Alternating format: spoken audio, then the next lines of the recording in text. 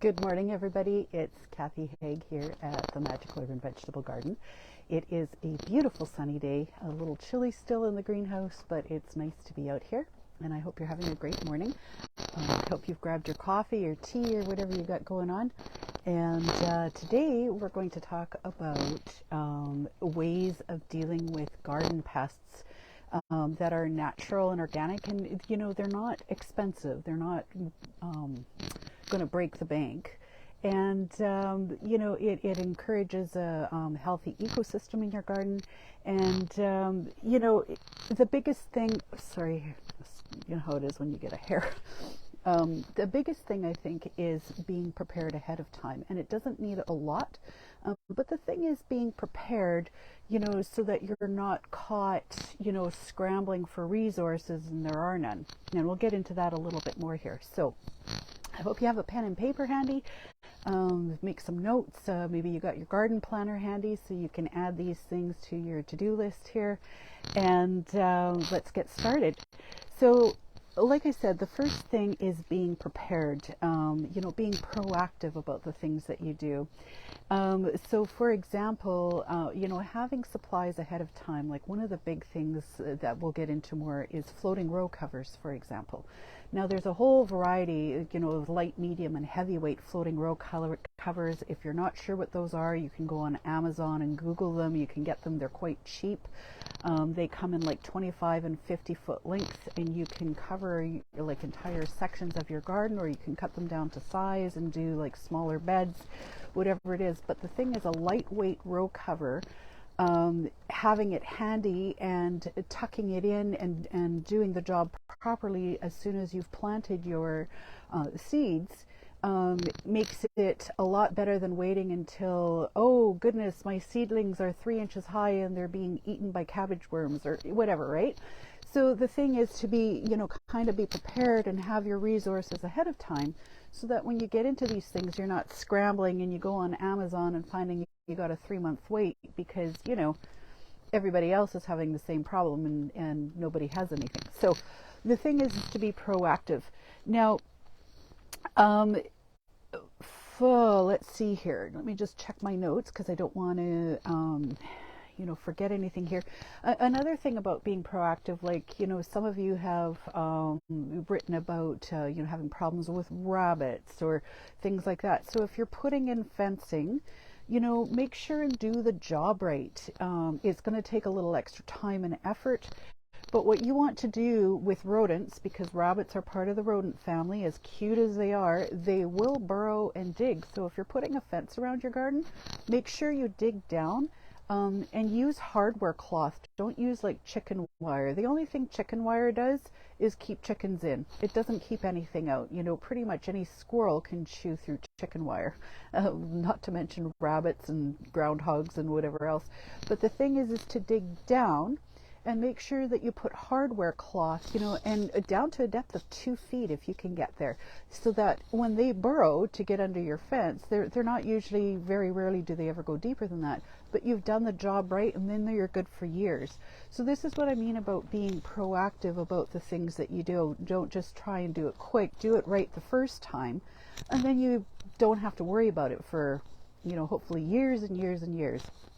Now, another thing is attracting beneficial predators. And I know I've talked about this before if you've been around this community for a while. Attracting pollinators is a big thing, but also attracting beneficial predators, which often do both. So things like your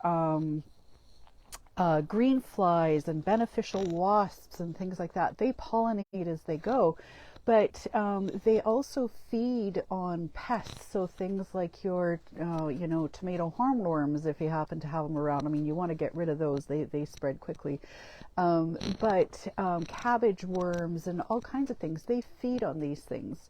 And if you have some beneficial plants and stuff that attract them in the first place, you're going to have half your battle right there, because as they see these food sources for them showing up, they are going to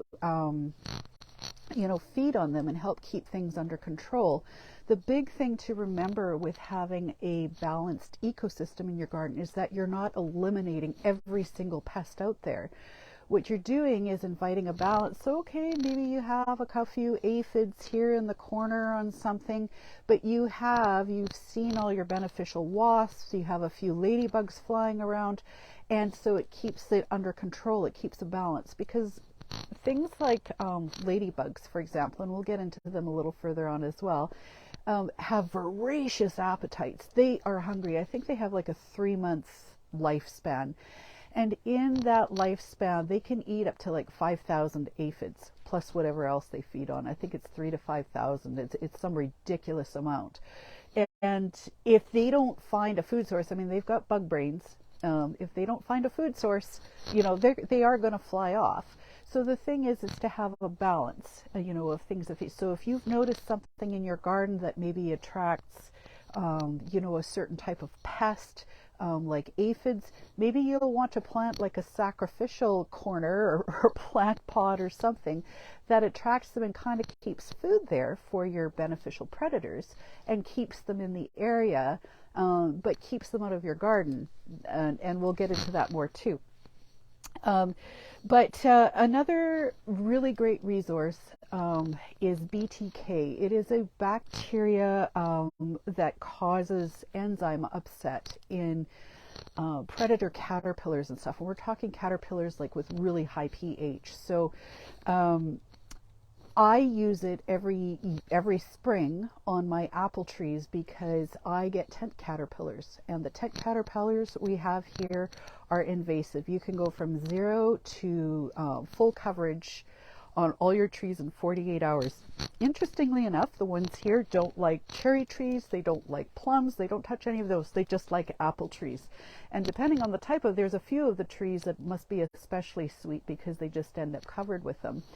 Now, there's a lot of controversy online. You'll find out about, people, oh my gosh, it's going to hurt the bees. Well, so far, the science on this is that it only affects these really high acid pH caterpillars. Okay. Now, I like to spray. Obviously, I just don't like to don't want anything, even remotely maybe affecting, like, mason bees, even though their pH isn't as high. I just don't like to take that chance. But the thing here is timing. Usually the caterpillars here show up just before all the trees blossom. So if I give them a treatment or even 2, the caterpillars are gone just before the blossoms come out. And the great thing with BTK is that because it's a enzyme, it dissipates in a few days with the sun and wind and air. Like it's just there's no residue from it, right? So I keep a bottle handy because I learned years ago, the first year I had to deal with this, that when I started having issues, so did everybody else in the country. And, you go to any of the garden supply centers and everybody was out. You couldn't get it. And so you couldn't deal with the problem immediately. And by the time you did get it, it was too late and your trees were kind of ruined for the year. You weren't going to get much for apples. So the thing is, to have a bottle or 2 handy because it goes a long ways. And remember, you got to mix it up, in small amounts if you're not using it. Like if you don't have a big garden or a lot of trees like I do, have the equipment to be able to spray it. I mean, I have one of the bigger, those pump spray bottles, and I use it to do all my trees. A bottle usually does like a full 9 apple trees. But, if you're doing smaller amounts, maybe you're just doing it for your organic cabbages and stuff. Have a little spray bottle handy and figure out how much you need because it's very little, like your ratios are very little. And if you want to make doubly sure that, none of your pollinators are going to cover it with a floating row cover when you're done for a couple days until it dissipates, right? So the thing is to be prepared and to have a plan. I hope that makes sense. And I'm sorry, guys, I can't see if you're commenting here. It's so sunny and glaring. So, leave your comments below. I will get to it here. I'll answer you back here after. I can't see. But thank you to everybody that's showed up so far. Now, we're going to talk a little more about ladybugs. I've seen so many discussions and arguments online. Oh, they just fly off. Well, we already talked about how they have voracious appetites. If they don't have a food source, they are going to leave looking for more. So the thing is, if you get ladybugs from your nursery, they keep them in the refrigerator because it puts them kind of in a dormant state. When they're cold, they're really not moving much. They're just kind of sleeping. So when you bring them home, you're going to keep them in the fridge until you're ready to put them out. And you're going to want to put them out when it's still cold out, so like maybe early in the morning. And I found, like, a few years back, we had like the perfect storm of weather, and the greenhouse, or my greenhouse, became absolutely infested with aphids. It was a mess. And this all happened in a period of like 48 hours. It had been so cold for so long. And there just wasn't a lot of warmth or circulation, even though I had the windows open. And everything just exploded. In like 48 hours, we went from zero to complete infestation because it warmed up outside. Everybody was scrambling to get rid of their long johns because we went from starting the stove every night and it being like 2 degrees above zero to like, I think it was 35 degrees during the day. It was everybody, nobody was adjusted. So we ended, sometimes these things just happen. So we got ladybugs for the greenhouse, and what you want to do is put them out when it's cold out, and place them like where you can see that there's, food for them. So as they wake up, because they just have little bug brains, they can see, because they're going to be hungry, and they will start feeding on your aphids or whatever it is that you're having a problem with right away. Now, leading into the next part here, is companion planting for this purpose. Now, I've used this before. If you've been around, you've probably heard this example, but it's the best one I have because it happens all the time here, is dill. For some reason, aphids love dill. And if you plant, now I learned this one from my father-in-law actually, because he discovered it by accident. And he always plants dill inside his greenhouse door every year, because any aphids or anything coming in are attracted to it. They all go to the dill, and they leave all the other plants alone. They love dill. So the thing is that if you have a food source that you can keep, maybe it attracts them before they get into your garden, and it's going to keep your beneficial predators, happy while they look around for other food, and you keep that balance. I hope that makes sense. The thing is, like I said, not to completely eliminate them, but to keep everything in balance and to let nature do its job and make sure that it stays, in check. Now, here's a big one, and this is where you're going to want to do your research now. Beneficial nematodes. There's different kinds for different types of problems, and this is going to affect any kind of problem that you have with pests that have a soil cycle. So like grubs like cutworms or Japanese chafer beetles, potato beetles, all of those things, carrot rust flies, they all have a soil cycle. And when they start moving in the early spring, it has to do with your soil temperature. You have to apply the beneficial nematodes at the correct soil cycle. So it doesn't depend on what the weather is doing up there. It has to do with your soil temperature, because they're under the ground. They don't care. So there's a couple things you want to do here. Go online and Google, purchasing beneficial nematodes. I mean, there's places that, garden centers that specifically specialize in nematodes. And there's up to, I think there's like 250 different pests that you can get different nematodes for. And you want to make sure that you're getting the one or ones that you need. Now, the other thing you want to get is a soil temperature thermometer, okay? Because you want to learn how to use it properly. I mean, it shouldn't be complicated, but get it from your garden center or online or whatever. But you want to learn to use it properly. And the thing is, in the early spring, You want to do an average of 3 days to make sure that you've got your right average soil temperature, so you know what these grubs are doing under the soil, and be able to apply the nematodes at the proper time. So you can see where having ordered, being prepared ahead of time is absolutely critical.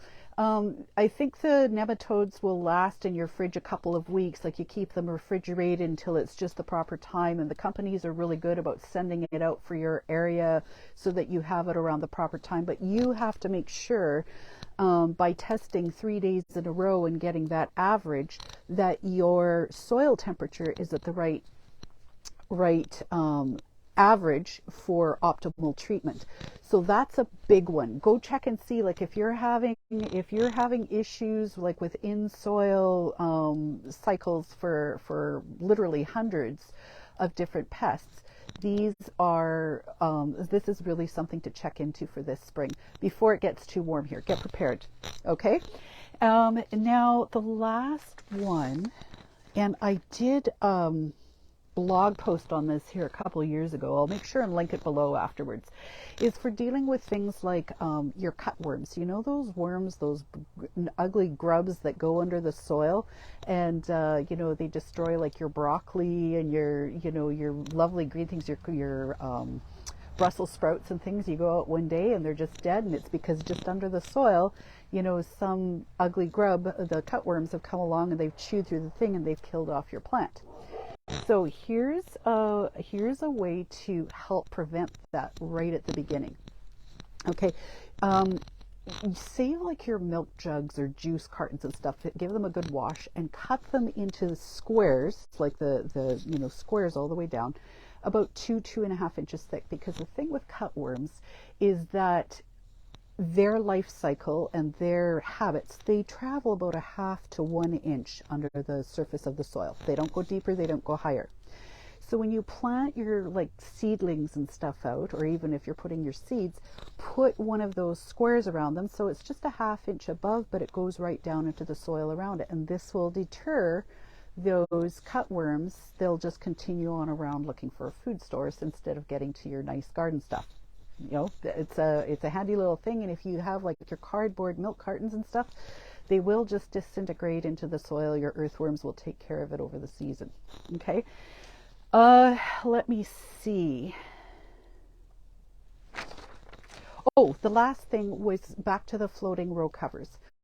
Lightweight floating row covers are so handy, especially when it's hotter out. They're basically just there to help keep insect pests and stuff out. The key to preventing any of issues in the first place, like your cabbage worms or whatever it is that's getting into your stuff, is as soon as you've planted, to make sure and cover your beds or rows or whatever. You can cut them to size. Like I say, they come in like 25-foot lengths, so cut them down to whatever size you need. But as soon as you've planted, make sure it's covered. And the thing is to tuck it in around the edges, down about 2.5 inches. Make sure it's, don't just leave it sitting or put some boards on top, because insects will get in underneath. Okay, they're sneaky that way. Make sure to tuck them right in. The only you can water through them, if you're mulching, do that first. But other than, lifting it up once in a while to, check for weeds or whatever, they're lightweight. I mean, you can put hoops if you like. It's really easy to do. Like if you've got some nice thick wire, you can make your own hoops really cheap. But I mean, I've thrown them on the ground. I've stuck pieces of kindling in just to give it a little bit of lift. Like, you don't have to get fancy with it. It's lightweight for a reason. So, I hope this helps. Leave me a comment below. Like I say, I can't see anything here. I'm so sorry, guys. And, let's get prepared for the gardening season ahead of time. And if there's any other things that I can think of here, I'll make sure and post it below or send out an email here. Have a fabulous Sunday and, enjoy the sunshine. Bye for now.